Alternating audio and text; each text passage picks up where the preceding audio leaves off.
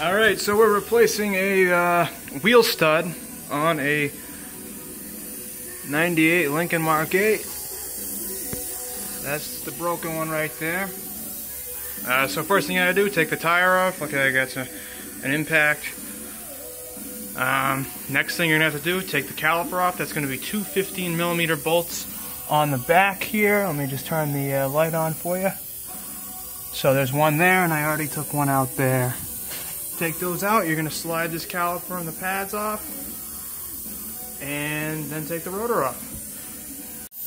Alright, here we go. And as you can see, I'm doing this, supposed to be doing this one-handed. I got a torn ligament and tendon in my hand. I just got surgery a few days ago. So, here it goes.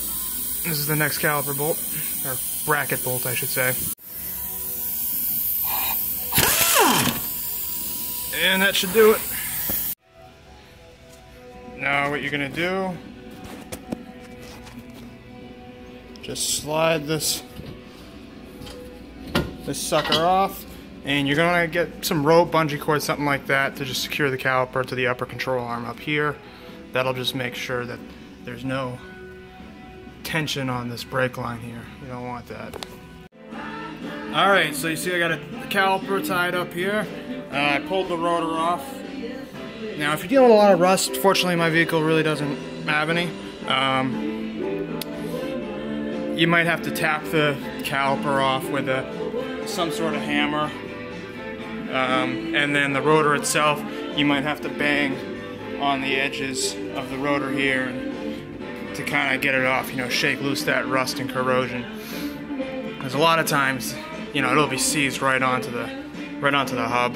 And then this will kind of be seized onto the spindle itself. But anyways, that came off no problem. Sorry I couldn't show it because I can't really work with two hands. Alrighty. I might have to replace this caliper. It was looking a little suspect, even though I replaced it a couple of years ago. Anyways, that might be a different story for a different day. Here's a stud. There's actually a lot less. I could probably salvage it, but I don't trust it. So what we're gonna have to do is we're gonna bang this out, make sure it's not lined up with anything. It looks like Ford gave us a little room here to kind of bang it out this way. I'm just gonna use a hammer. I would recommend putting lug nuts on these to protect the threads. You don't want to, you know, hit them and then you gotta replace 2 or 3 studs.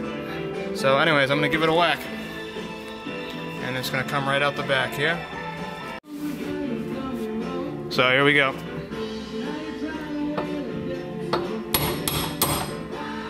There she is. Should be able to pull it right out. And then we're going to put the new one in. So Ford's hub design was excellent. Now you can do all this without taking the hub off. And they even, on the studs, put this flat part in so that you can slide it in nice and easy. Just make sure that lines up so you can slip it in. It's kind of a no-brainer. So now what I'm going to do is I already slipped this new stud in. Very easy. Just line it up with this top corner towards the rear. I'm going to spray it with some, you know, PB Blaster, WD-40, whatever you got on hand. And I put an old nut on. This happens to be a Castle nut for a ball joint on some truck or something. And then I'm going to throw the lug on, and that's going to kind of press this new stud in. You can do this either with a wrench or an impact. So I'm going to have at it.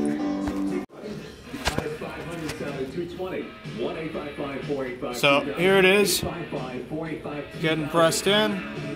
You just want to make sure that's flush. Don't over crank it too much.